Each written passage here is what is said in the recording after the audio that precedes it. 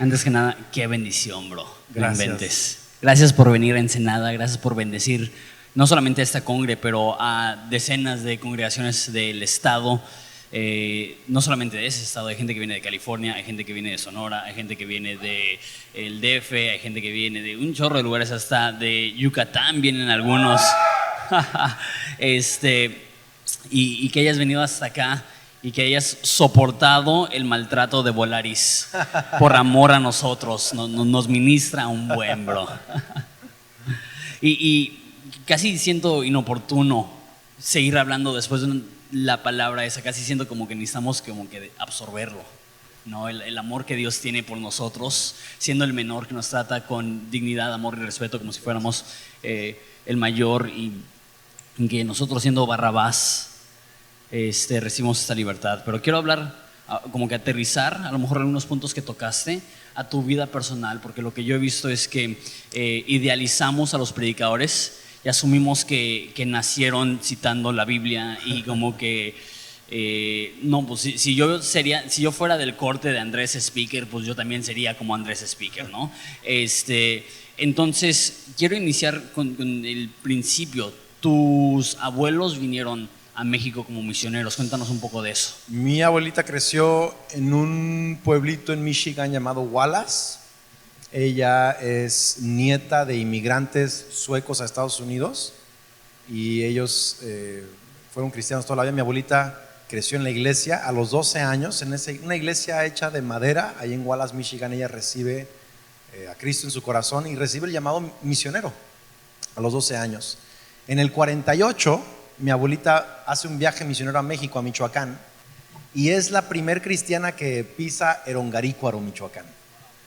Erongarícuaro, el nombre, ¿no? Está y decir así, eso chido, está en chino. Sí, exactamente. Entonces es la primera cristiana ahí. Regresa a Texas a estudiar español, conoce a mi abuelito Jorge, y regresan a Michoacán y plantan iglesias en Uruapan, en la meseta purépecha, con los indígenas, los tarascos.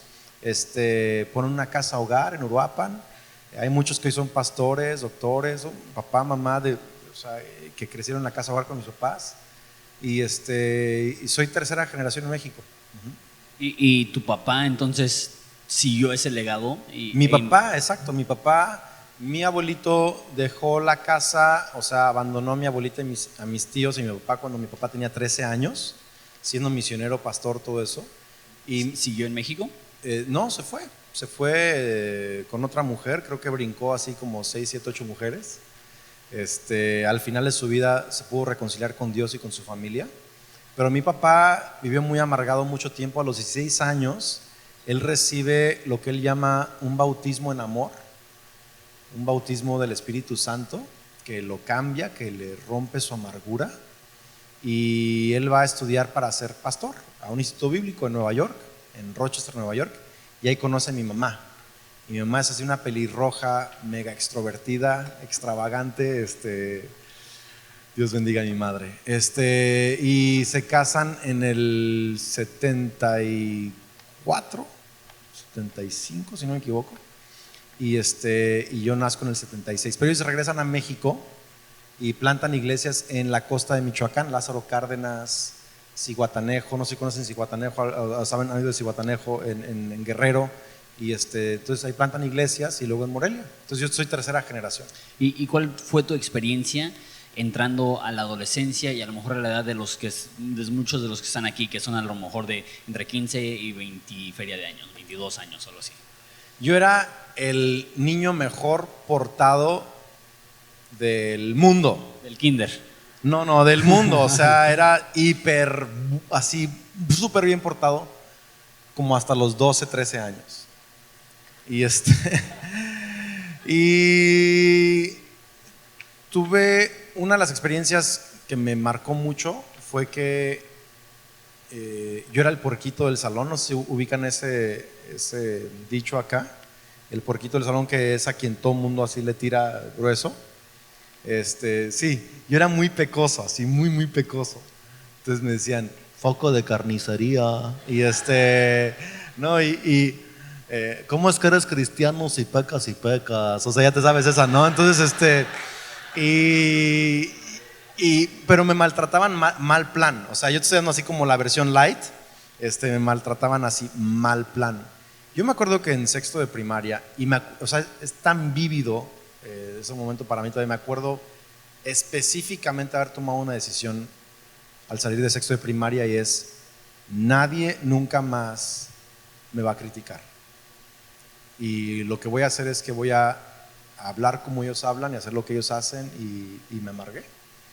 Y de ahí empecé a decir maldiciones, a juntarme con la gente equivocada, y si veía que alguien me iba a criticar, era regresársela triple. O sea, yo ya no me iba a dejar. Y eso hizo algo en mí, eso hizo algo muy profundo en mí. Y un par de años después mi mamá se enferma, mi mamá cae en una enfermedad mental muy complicada, que ahorita está pues mucho mejor, gracias a Dios, pero eso me amargó la vida más. Y luego gente de la iglesia traicionó a mis papás y a mí. Entonces era así como que todo un cúmulo de ofensas que yo no había resuelto, y me aparté, o sea, de plano 13, 14, 15 años me aparté así brutal de Dios. ¿Seguías yendo a la iglesia? Seguía yendo a la iglesia para que mi papá me siguiera dando domingo. Así de que voy y me porto bien y qué padre predicaste, jefe, sí, me das lana. O sea, pero me perdí, o sea, me perdí mal, así mal plan. Y me empecé a meter en rollos con amistades, en adicciones, en así cosas, ¿no? X. Y al grado en que yo le decía a mi papá: yo voy a la iglesia mientras yo viva en tu casa. El día en que yo pueda sostenerme a mí mismo, jamás me paro en la iglesia una vez más. Y yo sé que tengo un llamado de Dios, pero no voy a servir a Dios ni de chiste, ¿no? Entonces esas fueron mis experiencias entre los 13 y 18 años más o menos, en donde de plano me aparté así gacho de Dios, y me volví al mismo tiempo experto en una doble vida, lo cual yo sé que algunos entienden lo que estoy diciendo. O sea, fui perfecto para ocultar mi pecado. Y mi hermana no fue tan buena como yo para eso. Entonces ella siempre se metía en problemas y la castigaban, y yo siempre así todo bien, y mi hermana me decía: te odio porque tú haces cosas peores que yo, pero las ocultas mejor que yo. Y o sea, yo era experto en eso, y no porque alguien parezca bueno significa que está bien, ¿no? O sea, entonces estaba muy amargado, muy enojado con Dios, muy enojado con mis padres, odiaba la iglesia más no poder. Es más, yo me acuerdo que yo decía: lo último que quiero hacer con mi vida es servir a la iglesia, porque es el peor grupo de gente en el planeta. Ese era mi concepto de la iglesia. Entonces sí estaba así perdido. ¿Y qué sucedió en tu vida alrededor de los 18 años, dices, para cambiar tu perspectiva?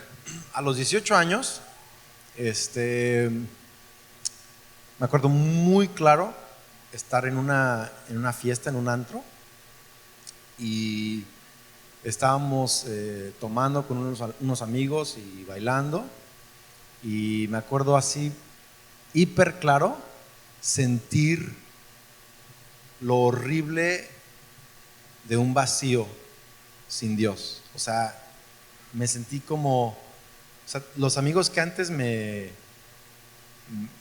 yo quería quedar bien con ellos, ahora son mis amigos. O sea, la gente que antes ahora era muy aceptado, muy popular en la escuela, iba a las mejores fiestas, tenía las mejores gentes de cuates, era como todo lo que un adolescente o joven quiere tener, yo lo tenía. Y me acuerdo sentir un vacío horrible, así de guácala, o sea, esto es todo. Y me dejó pensando, y unos días después, no tengo tiempo de contar toda la historia, pero unos días después, en la casa, de la nada, estoy escuchando yo una conversación que mi papá está teniendo con uno de sus pastores asistentes. Y ese pastor asistente se está quejando de otro pastor asistente, así, tirándose así mala leche, ¿no? O sea, así mala onda. Y yo por dentro le dije a Dios, yo estaba en las escaleras escuchando la conversación y dije: por eso odio la iglesia, o sea, así, ¿no? Y yo decía: Dios, no podrás, yo sé que tú y yo no hablamos muy bien ahorita, pero no podrás mandarle a mi papá alguien de confianza que, o sea, que sirva de la neta, que te ame y ame la iglesia. Esta bola de losers, así pensaba yo. Y, y estaba molesto ahí y de pronto, no sé decirte si fue audible o no. No creo que haya sido audible, pero para mí fue como si fuera audible. Quizás solo fue en mi mente, en mi corazón, pero literal yo escuché como una pregunta: ¿sí o no, Andrés? Y me aterró y traté de ignorarlo, y una segunda vez: ¿sí o no, Andrés? Y aún no contesté, como que me hice loco. Y a la tercera vez que escuché fuerte, así: ¿sí o no, Andrés? Dije: Señor, si eres tú, no sé qué estoy escuchando, pero Dios, si eres tú y eres neta, pues ¿qué te voy a decir? O sea, tú eres Dios, o sea, pues sí, está bien. Y como que sin querer decir dije sí, y no pude contener las lágrimas. Algo ocurrió y me metí a mi cuarto y pasaron lo que parece ser como 5 horas, en donde Dios me empezó a sanar rollos muy gruesos, y yo tenía años de no abrir mi Biblia, y me empezó a dirigir así como a pasajes que yo no sabía que existían en ese libro. Entonces así: ve tal libro, tal capítulo, tal versículo. Y yo: ok, pero yo no, o sea, no digo que eso tiene que pasarle a todo mundo, ni que es la única manera en que te encuentres con Dios, pero así me pasó a mí. Y Dios me empezó a dar visiones esa noche de lo que iba a hacer con mi vida, y me empezó a sanar. Y me acuerdo que Dios me dijo: entonces, ¿qué le entras? Así, pues en mi lenguaje, ¿no? Y yo le dije: pero Dios, yo tengo un montón de problemas. O sea, todo esto se oye muy padre, siento tu presencia, tu Espíritu Santo está grueso y tu palabra me encanta, pero tengo demasiados problemas. O sea, tengo estas adicciones y no las quiero dejar de hacer. Y hago esto y no lo que, o sea, si tú me vas a usar, me vas a tener que cambiar. Y me acuerdo tan claro que el Espíritu Santo me habló y me dijo: tú no te preocupes de eso, nada más quiero un sí de tu parte. Y le dije: está bien. Y literal tuve un encuentro con Dios que me marcó. No sé cómo explicarte. A la mañana siguiente salí al carro, al bocho, y saqué todos mis cassettes así de música chafa. ¿Puedes explicar lo que es un cassette? Hay Hay gente personas que no aquí. sabe. Ok. No me acordaba de la edad que tengo. No es cierto. Gracias por recordármelo. Un cassette es un cuadrito de plástico, así que por dentro trae una cinta magnética y 2 orificios. Y bueno, ok, está bien. Entonces, pues música. Entonces saqué toda mi música no muy buena del carro, y metí la música que siempre le criticaba a mi jefa, ¿no? Así estaba de moda en aquel entonces, empezaba a estar de moda Darlene Check. Shout to the Lord of the earth, let us sing. ¿No? Ahí tenías, ¿no? Y estaba ahí con la música la mañana siguiente, y de pronto me ofrecían cigarros en la escuela y ya no los aceptaba, y yo era, siendo hijo de pastor, era el más lépero de la escuela.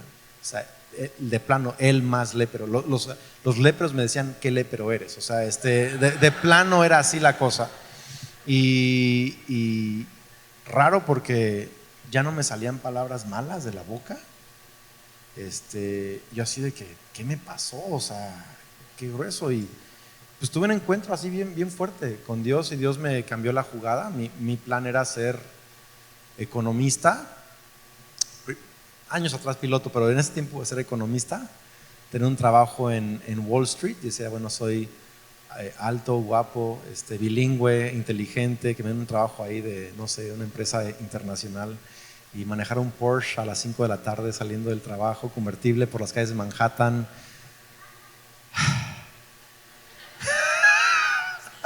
Y Dios me dijo: no, quiero que seas pastor, ¿no? Y me cambió toda la jugada. Y me acuerdo las primeras 2-3 semanas, yo iba a la escuela y me llevaba mis lentes oscuros, porque yo lloraba todo el tiempo esas 3 semanas. O sea, todo el tiempo. Yo estaría sentado en mi salón, así de clases, y con mis lentes oscuros, y veía a mi compañero enfrente y decía: ese cuate va a ser doctor, y aquel es el hijo del senador, y ese va a ser arquitecto, y ella va a ser, y yo, pastor.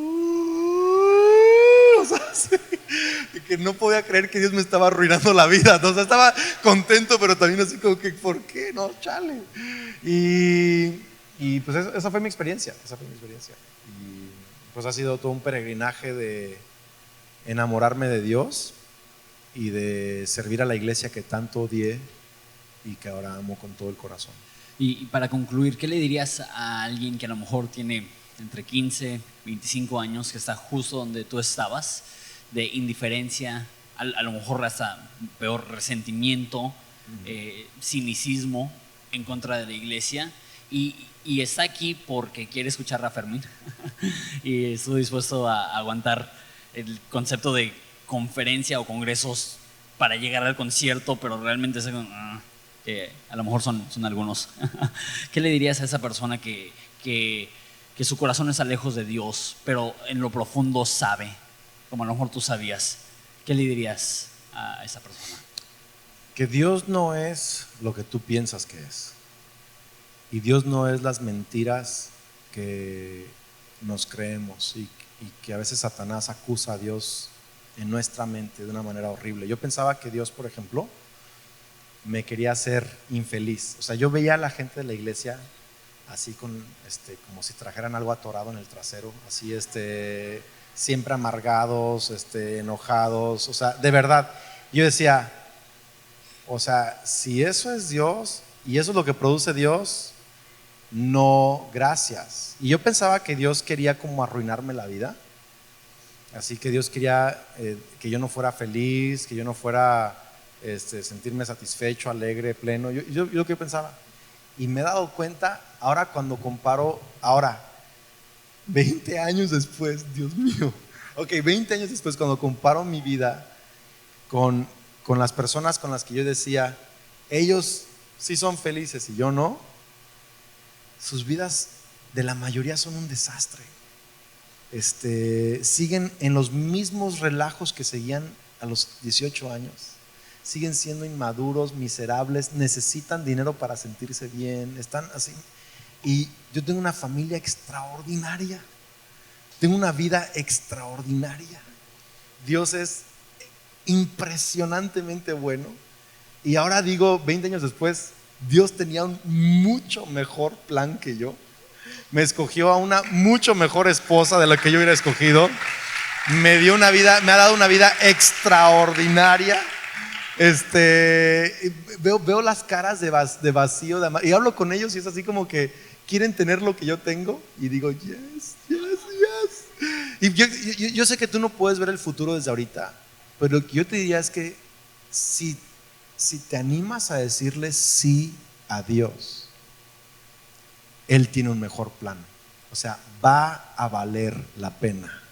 Vas a ser más feliz de lo que te imaginas, más satisfecho de lo que te imaginas, más lleno de vida, de todo lo que tú te imaginas, y vale la pena seguir a Cristo, vale la pena definitivamente. Bro, soy tu fan. Gracias por venir, gracias por bendecir a la iglesia.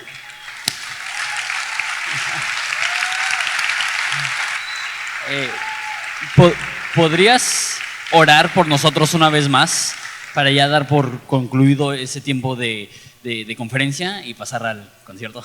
Súper, vamos a orar. Padre, gracias por tu Espíritu Santo.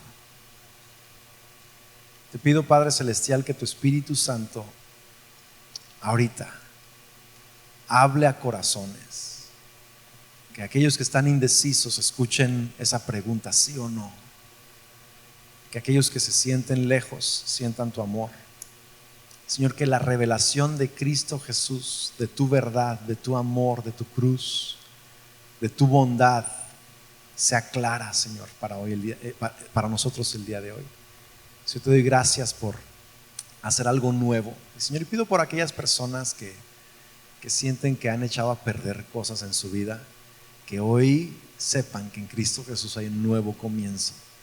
Y Dios, pido que tú realmente cambies destinos aún esta noche, Señor, que cambies decisiones, que cambies rumbos de vida esta noche. En el nombre de Cristo Jesús. Amén.